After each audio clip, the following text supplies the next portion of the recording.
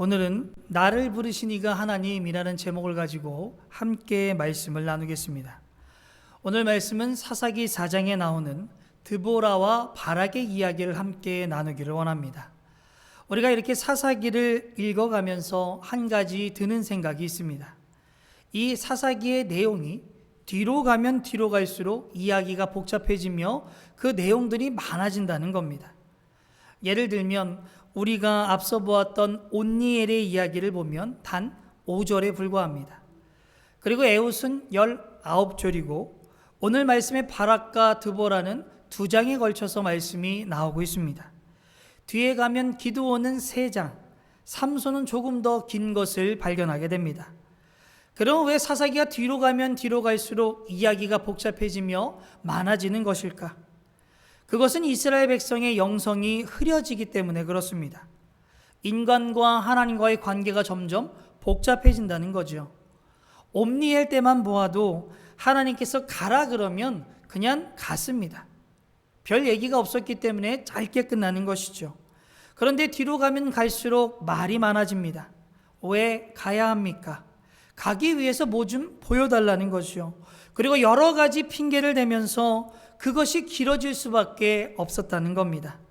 그래서 부름받은 사람조차도 변질되어 가는 모습이 나오는 것이 바로 사사기의 말씀입니다. 그런데 사실 이 사사기의 모습은 우리의 모습이 아닐까 생각을 합니다.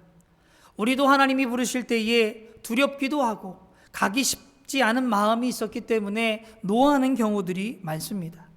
여러 가지 핑계를 대는 것이 우리의 모습과 비슷하지 않습니까? 그렇기 때문에 사사기의 내용은 다름 아니라 우리의 이야기입니다. 그런 관점에서 사사기를 보면 우리에게 많은 도움이 되는 것이죠. 특별히 오늘 말씀에서 죄의 부분에 대한 부분과 하나님의 부르심에 대한 부분을 함께 얘기하려고 합니다. 왜 우리의 죄는 반복되어지는가? 또한 하나님의 부르심은 어떻게 오는가? 하나님이 나를 부르셨다면 내가 그것을 어떻게 알 수 있는가? 우리의 하나님의 부르심이 있다면 그것에 우리는 어떻게 반응해야 하는가? 이 부분들에 대한 답이 오늘 말씀에 나옵니다. 특별히 오늘 말씀을 통해서 하나님의 부르심, 그것에 대한 응답에 대한 부분에 대해서 함께 팁을 얻는 귀한 시간이 되기를 소망합니다. 우리가 사사기를 읽으면서 첫 번째 눈에 띄는 것은 이 죄라는 것이 계속해서 반복되어진다는 것을 발견하게 됩니다. 죄는 반복이 된다는 것이죠. 오늘 본문 1절에서 3절 말씀입니다. 에훗이 죽으니 이스라엘 자손이 또 여호와의 목전에 악을 행하매 여호와께서 하솔에서 통치하는 가나안 왕 야빈의 손에 그들을 파셨으니 그의 군대 장관은 하롯의 탁고임에 거주하는 시스라요 야빈 왕은 철병거 900대가 있어 20년 동안 이스라엘 자손을 심히 학대했으므로 이스라엘 자손이 여호와께 부르짖었더라. 아멘. 여기서 하솔에서 통치하는 가나안 왕 야빈이라는 사람이 나옵니다. 여기서 야빈은 이름이 아니라 바로와 같이 왕을 부르는 칭호, 왕가의 이름으로 생각을 하시면 됩니다. 왜냐하면 여호수아 11장에 보면 하솔 왕 야빈이 죽는 이야기가 나옵니다. 그 후에 사사기에 다시 한번 야빈이 나타나는 것을 보았을 때에 이 두 가지 중에 하나일 것이라는 생각이 학자들의 의견입니다. 이제 말씀해 보면 에훗이 죽은 후에 이스라엘 자손은 여호와 앞에 악을 행하게 됩니다. 에훗이 죽은 후에 하나님을 버리고 이방신을 쫓아갔다는 것이죠. 우리가 이것을 통해서 알 수 있는 것은 하나님 안에서 죄는 계속해서 반복되어진다는 겁니다. 이 말씀뿐만이 아니라 사사기 전체를 감싸고 있는 주제입니다. 죄는 반복되어진다는 것이죠. 인간은 죄를 반복해서 짓습니다. 아무리 죄 때문에 어려움을 겪고 낭패를 보았어도 시간이 지나면 그것을 잊어버리고 다시 죄 가운데 나아가게 됩니다. 나는 다시는 이 죄를 짓지 않겠다 맹세하지만 얼마 지나지 않아 그 죄에 대해서 끌리게 되고 나도 모르게 똑같은 죄를 짓고 있는 것을 발견할 수 있게 됩니다. 그렇게 죄에 굴복하는 내 자신을 발견하게 되죠. 이런 죄에 대한 굴복이 반복이 되면 그 다음에는 체념을 하게 됩니다. 다른 사람들 다 그래. 내가 이렇게 행하는 것 원래 정상이야. 이렇게 자신의 연약함에, 자신의 죄의 부분에 대해서 자신을 위로하는 마음들을 갖습니다. 그럼에도 불구하고 죄를 이기지 못한다는 것에 대한 죄책감, 또한 자신에 대한 미움, 이런 것은 계속해서 우리 안에 남아있게 되죠. 그럼 왜 우리는 유독 죄에 끌리는 것일까? 왜 우리는 죄에 끌리나요? 그것은 우리가 인간이기 때문에 죄에 끌리는 겁니다. 인간은 무력하게 죄에 끌릴 수밖에 없다는 것이죠. 오늘 본문 2절 전반절 말씀에 보면 여호와께서 하솔에서 통치하는 가나안 왕 야빈의 손에 그들을 파셨으니. 아멘. 하나님께서 야빈에게 이스라엘 민족을 팔았다는 표현이 나옵니다. 그 당시 사람들은 빚이 있으면 아들을 노예로 팔았다고 합니다. 그래서 다시 한번 돈을 번 다음에 그 아들을 다시 사는 경우들이 종종 있었다고 하죠. 그때 사용한 단어가 바로 여기에 나오는 파셨다라는 단어와 동일어입니다. 그래서 하나님께서는 이스라엘의 죄 때문에 죄값으로 이스라엘을 파셨다는 겁니다. 그런데 이 팔았다라는 개념은 성경 전체에 너무나 많이 나오죠. 우리가 죄를 지으면 무언가에 팔리게 됩니다. 그것이 정확하게 무엇을 의미하는지는 우리가 알 수 없지만 분명히 우리가 죄를 지으면 우리 죄로 인해 팔리게 됩니다. 그 다음부터 우리는 우리 마음대로 우리 자신을 좌지우지할 수가 없다는 겁니다. 죄의 부분을 우리 마음대로 해결할 수가 없다는 것이죠. 그 다음부터 죄가 우리를 좌지우지합니다. 그런 상태로 우리가 변하게 된다는 거죠. 그것을 가르쳐 우리가 죄에 팔렸다라고 표현하고 있는 겁니다. 그래서 사도 바울은 로마서 7장 14절과 15절 말씀에 이렇게 말씀합니다. 우리 함께 읽겠습니다. 우리가 율법은 신령한 줄 알거니와 나는 육신에 속하여 죄 아래 팔렸도다. 내가 행하는 것을 내가 알지 못하노니 곧 내가 원하는 것은 행하지 아니하고 도리어 미워하는 것을 행함이라. 아멘. 우리는 죄 아래 팔렸습니다. 그래서 나타난 결과가 우리가 죄를 좌지우지 못하는 것이죠. 죄가 우리를 좌지우지한다는 겁니다. 우리가 하고 싶지 않은 일도 이 죄로 인해서 할 수밖에 없다는 겁니다. 그래서 인간은 죄 때문에 죄에 끌릴 수밖에 없으며 이 죄의 굴레에서 우리가 벗어날 수 없는 겁니다. 그렇기 때문에 이 죄의 문제는 우리가 결심한다고 해서 해결되는 문제가 아닙니다.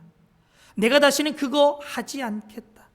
내가 그거 하나 봐라 결심한다고 해서 해결되는 문제가 아니라는 겁니다. 그거 소용이 없습니다. 며칠이 지나면 다시 그것을 하고 있는 내 자신을 발견하게 된다는 것이죠. 그래서 이거는 근본적인 치유가 필요합니다. 그러면 이 근본적인 치유가 무엇인가? 성경에서는 너무나 단순하게 말씀해 줍니다. 예수님밖에 없다 이야기하죠.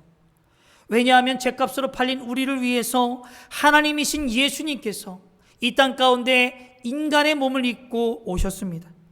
십자가에 달려 돌아가심으로 우리의 죄값을 치루어 주셨습니다. 다시 우리를 사 주셨다는 것이죠. 그래서 마가복음 10장 45절 말씀에 보면 이렇게 이야기합니다. 우리 함께 읽겠습니다.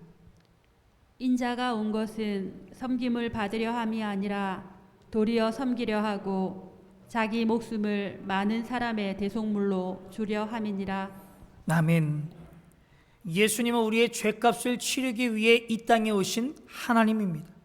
십자가에 달려 돌아가시며 그 죄의 피값을 대신 지어주셨습니다. 우리를 다시 사주셨다는 겁니다. 이런 개념은 인간의 개념으로 이해하려고 하면 이해할 수가 없는 것이죠. 그래서 이해가 안 되기에 세상은 계속해서 그것에 동의할 수 없다 이야기합니다. 그러면서 여러 가지 의문을 제기하죠. 왜 그냥 용서해 주시면 안 되냐? 왜 대신 그것을 치러야 하느냐? 하나님이면 그냥 용서하고 끝내면 되지 왜 본인이 와서 그것을 해결하려고 하느냐라는 의문을 가지는 분들이 있습니다. 여기서 중요한 이야기 한 가지만 한다면 우리의 죄는 그냥 용서할 수 없을 정도로 너무나 심각하다는 겁니다. 우리의 죄가 너무나 크기 때문에 하나님이 말로 너 용서해 줄게 하고 끝나는 것이 아니라는 것이요. 그렇게 말할 수 있는 정도의 죄의 크기가 아니라는 겁니다. 우리가 여기서 죄라고 이야기할 때에 우리가 생각하는 거짓말, 사기치고 죽이고 이러는 것은 죄의 행위를 나타냅니다. 그것 아니라는 거죠. 성경에서 죄다 이야기할 때에 그 죄는 인간의 자기 중심성을 이야기합니다. 인간이 생각하는 온 우주의 중심이 나다라는 것이죠. 그래서 인간은 자기 중심성이 있기 때문에 피조물이면서 창조주인 하나님을 인정하지 않으려고 합니다. 인정하지 않을 뿐만이 아니라 적극적으로 그것을 거부하는 것을 발견하게 되죠.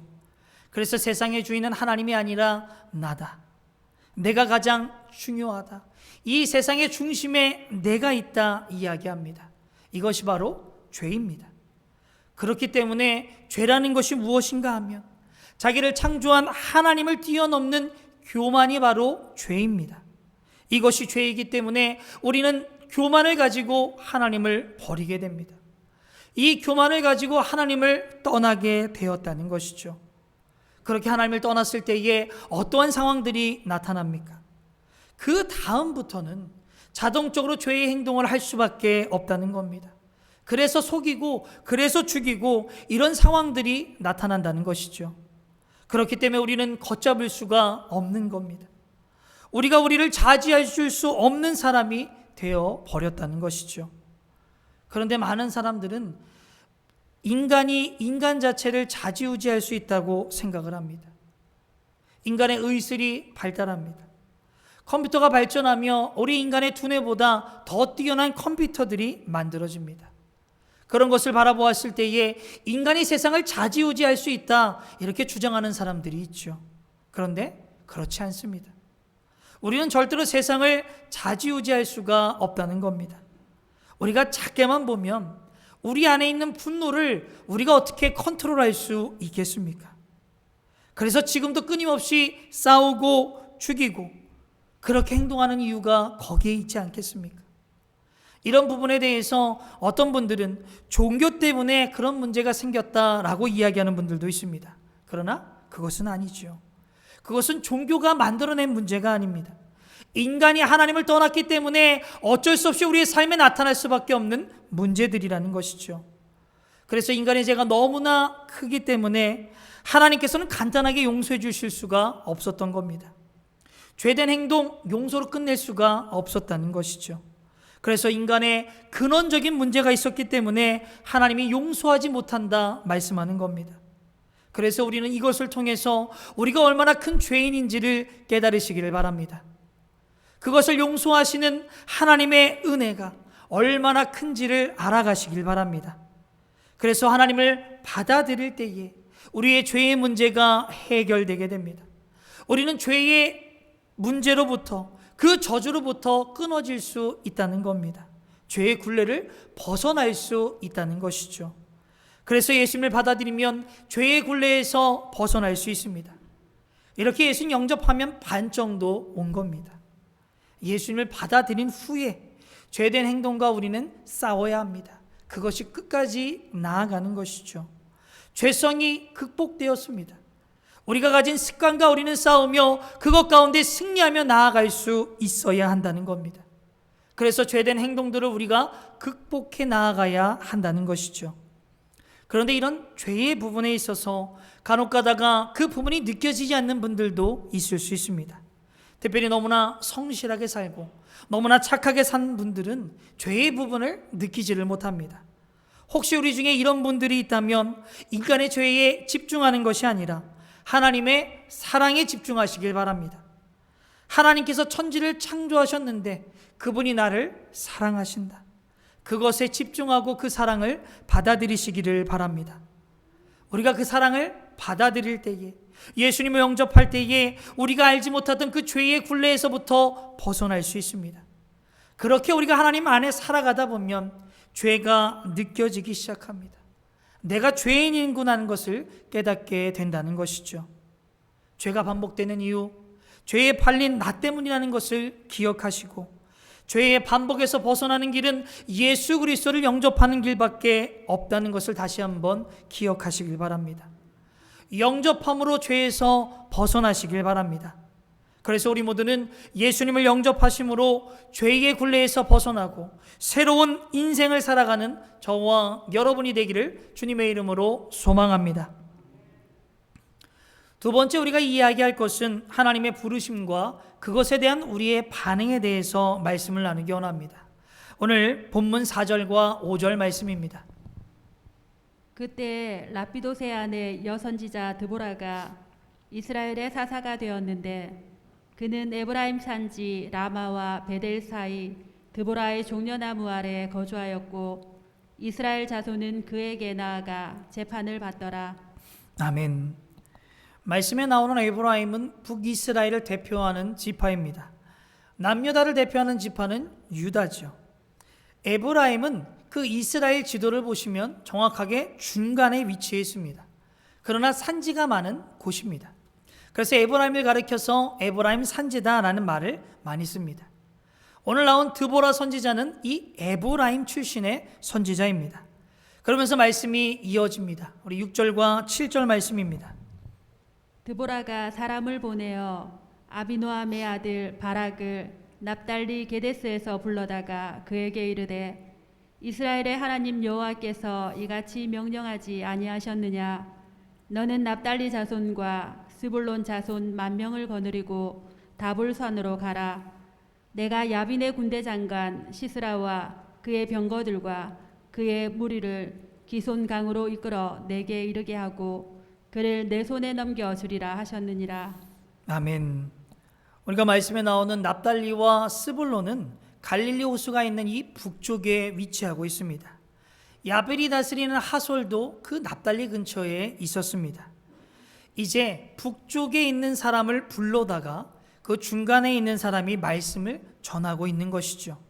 그런데 우리가 이 말씀을 쭉 읽어가면서 이 바락이라는 사람이 드보라에게 오기 전부터 하나님이 자신을 부르고 있다는 것을 알고 있었다는 것을 우리가 알 수 있습니다.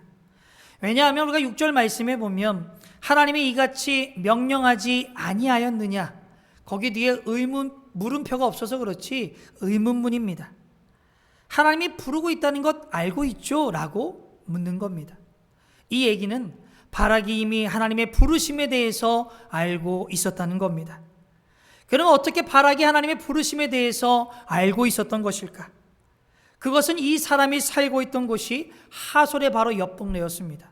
바로 적군이 앞에 있었다는 것이죠. 이런 상황 가운데 바락은 자신의 위치를 보고 자신의 모습을 보았더니 내가 그들과 한판해야 되는구나. 전쟁 가운데 나아가야 하는구나. 하나님이 그것을 원하시는구나. 본인이 이미 알고 있었다는 겁니다. 하나님의 부르심 이렇게 옵니다. 하나님의 부르심을 우리가 어떻게 알 수 있는가? 우리 자신이 알고 있습니다. 하나님의 부르심은 어느 나라에서 뚝 떨어지는 것이 아닙니다. 굉장히 오랜 시간을 거쳐서 반복해서 우리에게 말씀해 주신다는 겁니다. 그래서 우리가 알 수 있다는 것이죠. 우리의 상황을 통해서, 우리의 환경을 통해서 하나님께서 나를 부르고 계시다는 겁니다. 하나님 절대 비밀스러운 분이 아닙니다.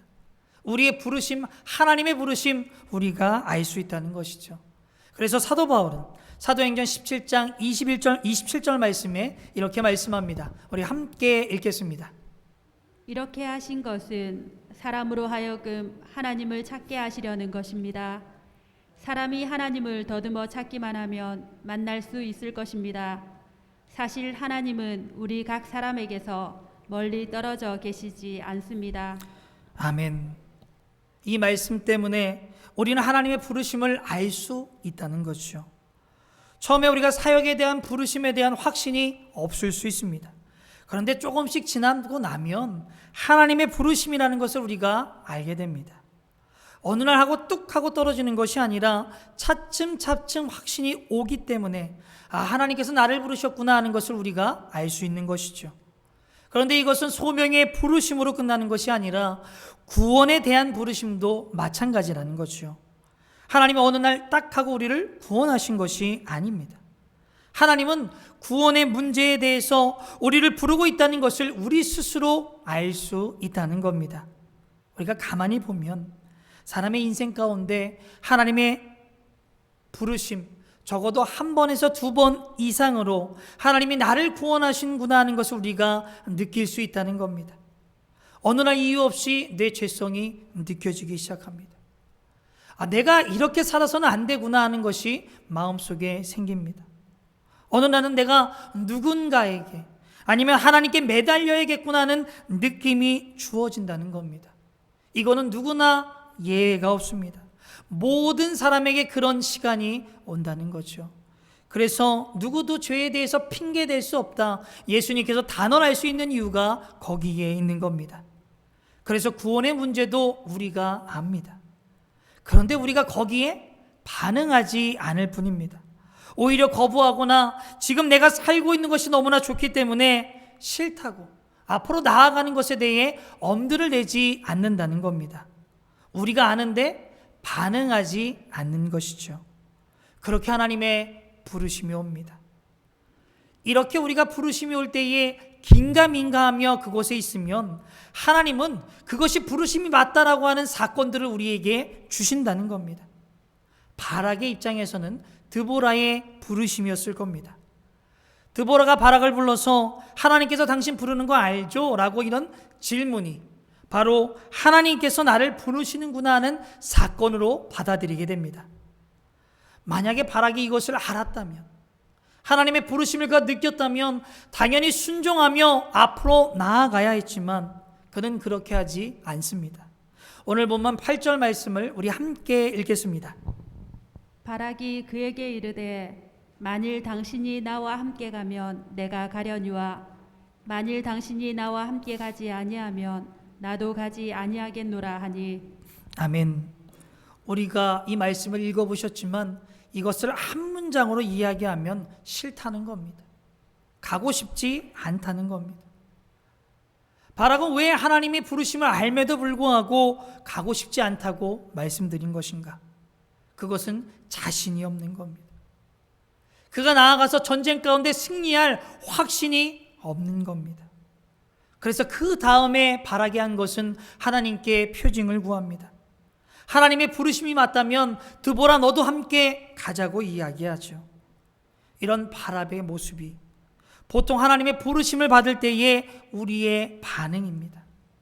우리는 하나님의 부르심을 알지요. 그런데 자신이 없는 겁니다. 그래 가고 싶지 않은 겁니다. 그래서 핑계를 대며 하나님께 표징을 달라고 합니다. 하나님의 부르심이 맞다면 나에게 뭔가를 보여달라고 이야기하죠. 그런데 이게 우리의 습관으로 남아 있습니다.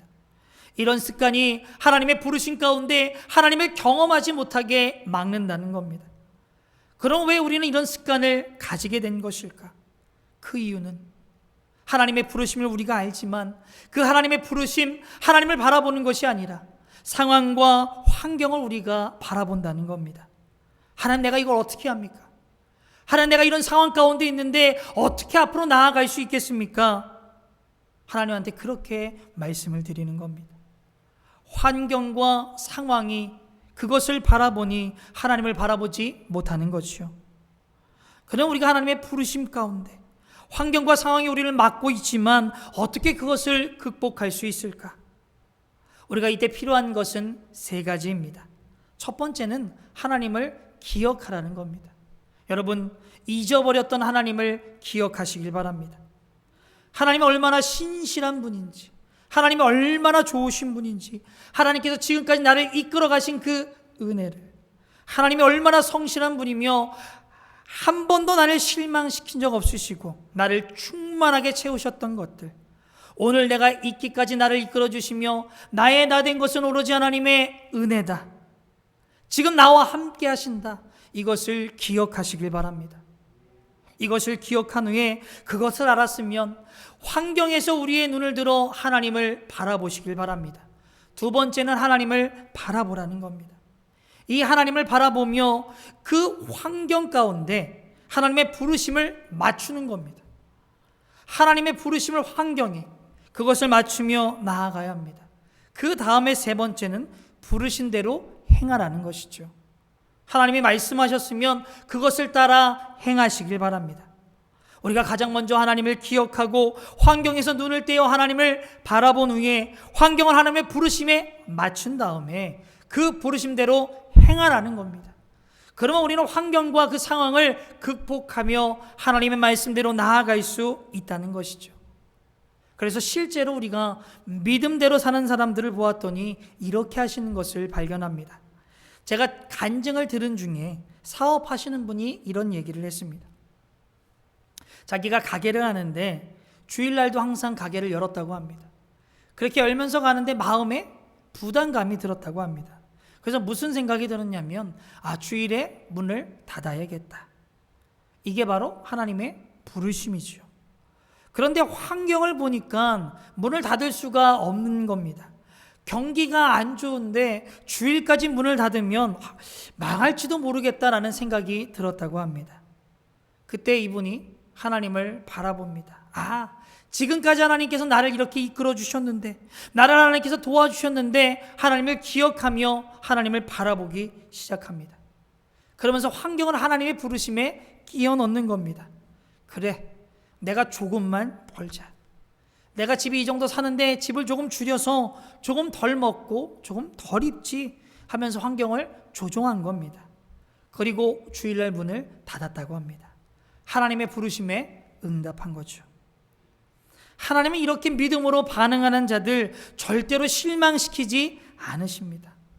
놀라운 역사가 있었다는 간증을 제가 들었습니다. 우리도 우리를 절대 실망시키지 않는 하나님을 믿음으로 하나님의 부르심에 응하고 계속해서 하나님을 경험하며 나아가는 저와 여러분이 되기를 주님의 이름으로 소망합니다.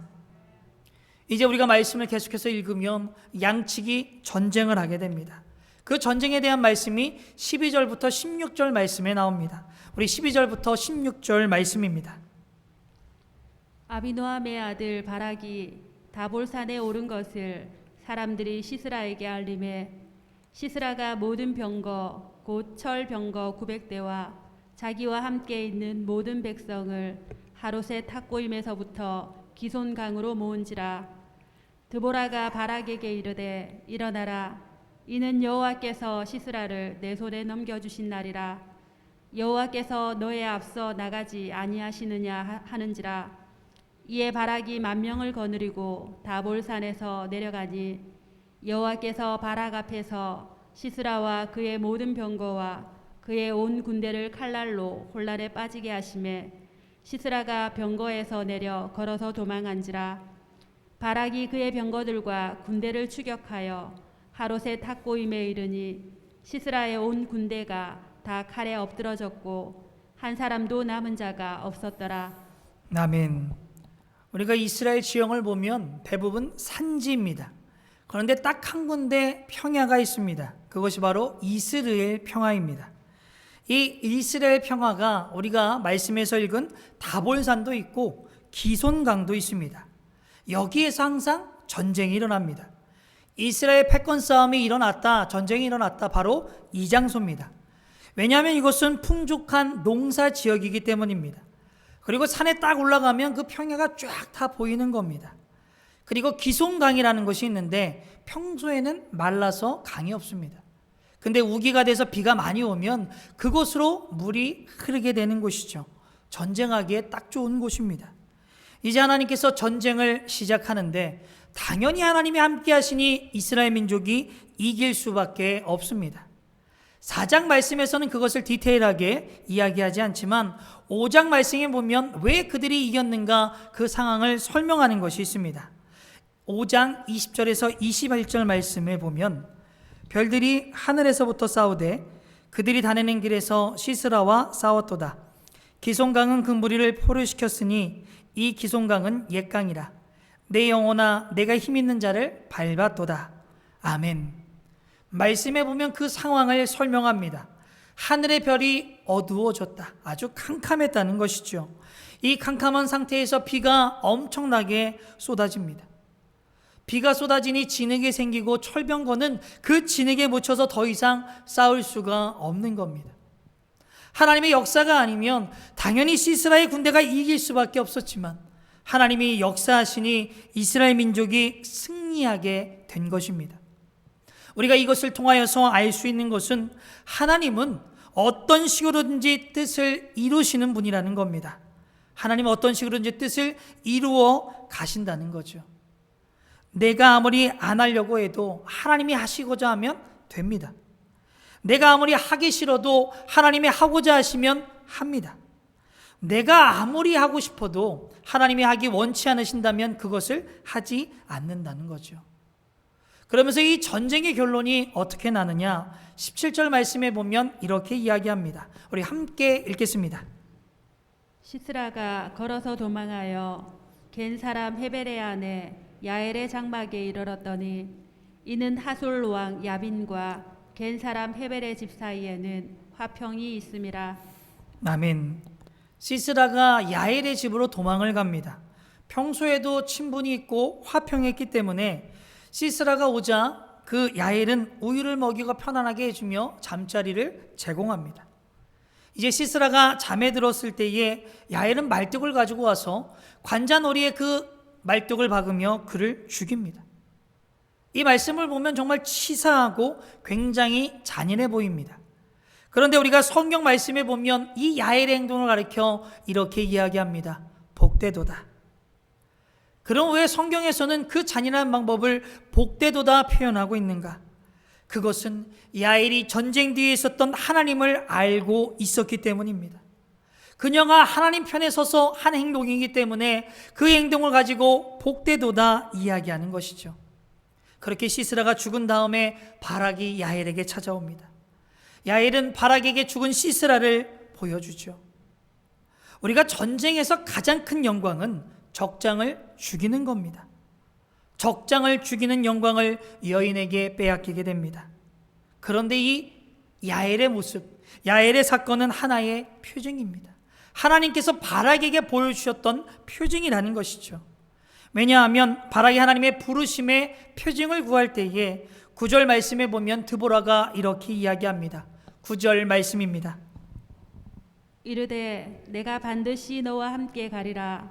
그러나 내가 이번에 가는 길에서는 영광을 얻지 못하리니 이는 여호와께서 시스라를 여인의 손에 파실 것임이니라 하고 드보라가 일어나 바락과 함께 게데스로 가니라.